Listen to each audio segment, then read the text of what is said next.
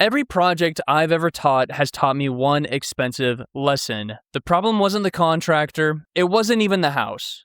It was bad management. It was bad systems. Today, I'm going to show you the 3 systems that every real estate investor or business owner should have. By the end of this video, you'll have all 3 and you should be able to implement them immediately. Hi, I'm Skylar. I'm a Louisville, Kentucky real estate investor. I've been doing it for years now.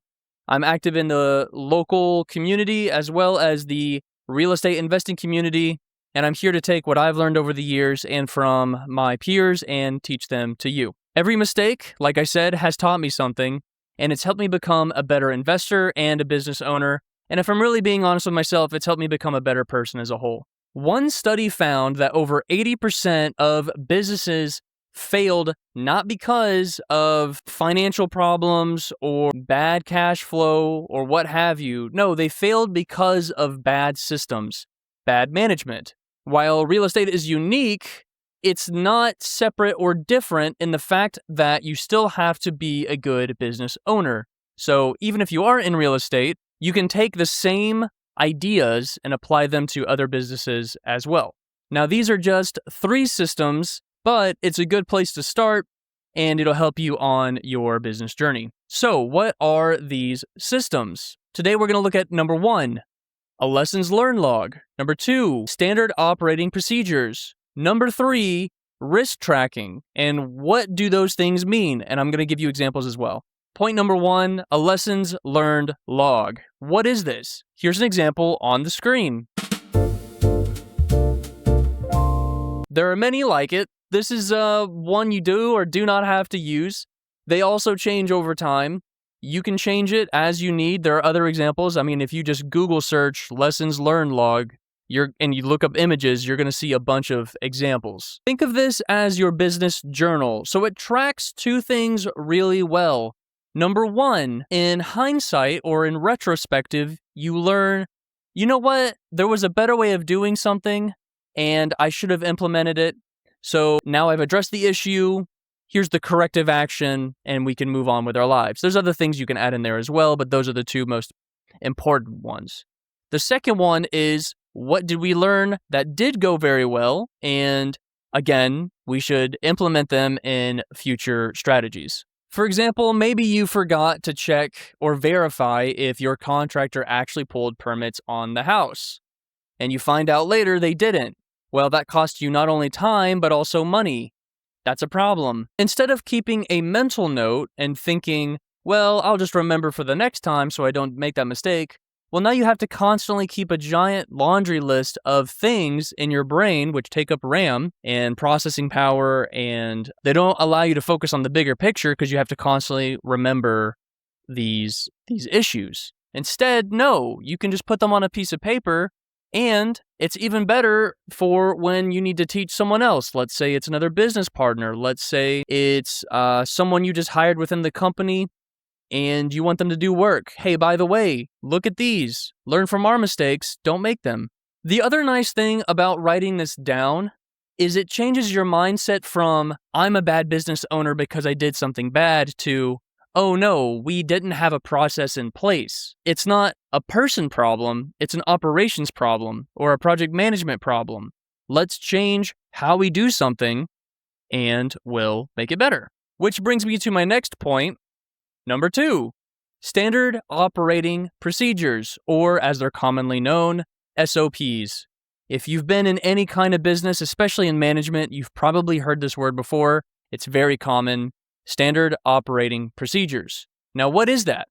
I'm going to put an example on screen that you've probably seen before.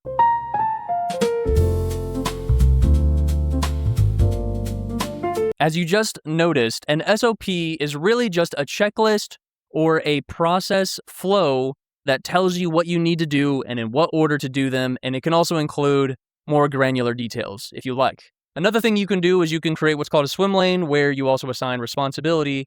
For example, let's say I start to put on this process, but then later maybe my business partner takes it on, or maybe some general laborer or our specialized contractor can take on a certain aspect of work. Now, the goal is not paperwork. It's not enough to just do it. In fact, there are a lot of programs out there that'll automate this for you if you want to pay for them. But that's not the goal. The goal is to do the exact same thing every single time because you're going to get really good and efficient at doing that thing. And you shouldn't have to constantly have active thoughts about what is next because, again, that wastes time and time is money. Or the other thing, it turns into confusion, and confusion shows up in several ways. It shows up in time, like I just mentioned. It'll show up in extra costs that you didn't see. It'll show up in miscommunication it'll show up in many ways. That's why it's very important to standardize your workflow. Personally, I like flowcharts because they're just easy to follow, but again, take some time, Google it or YouTube it and say, what's the best process flow that works for me? By the way, consider liking the video, subscribing. If you find it very helpful, help me, help you, because in the future, the algorithm will push videos like mine more often, and you'll get more knowledge from them. It's free, it's easy to do, and it helps both of us. Side note, if you're also interested in learning Spanish, I also have, disclaimer, this is an ad, I also have a $20 one-time fee, no ads, no subscription, no fluff, 2 months, do 1 lesson a day, you're done in 2 months, and it'll take you from A0 Spanish to B2 fluency. So if that's for you, it's in the link below. Now let's look at our final system, which is system number 3. This is a risk tracker. I'm going to put a risk tracker on screen so you have an example.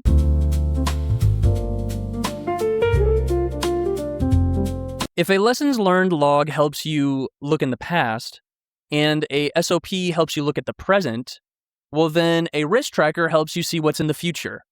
What's on the horizon? What are the pitfalls that I should look out for? For example, let's say you're trying to buy a house in the 1960s. Immediately, you might ask yourself, is there asbestos in this? Is there lead piping?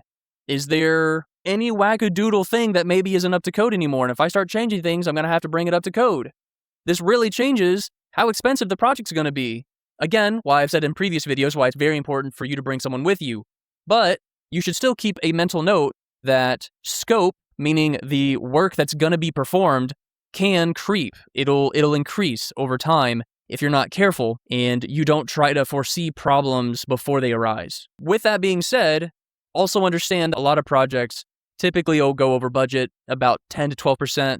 The last project I did went like 15 to 20% over budget because we found mold underneath the carpet, and that's just the nature of the game. So again, while you cannot predict every single problem that's going to arise, you can try to prepare yourself as best as possible. In conclusion, if this feels overwhelming for you and there's a lot of information, feel free to watch the video again or go online, Google it, create your own if you like, and just practice running through some fake scenarios of what this might look like for you and whatever business you're running.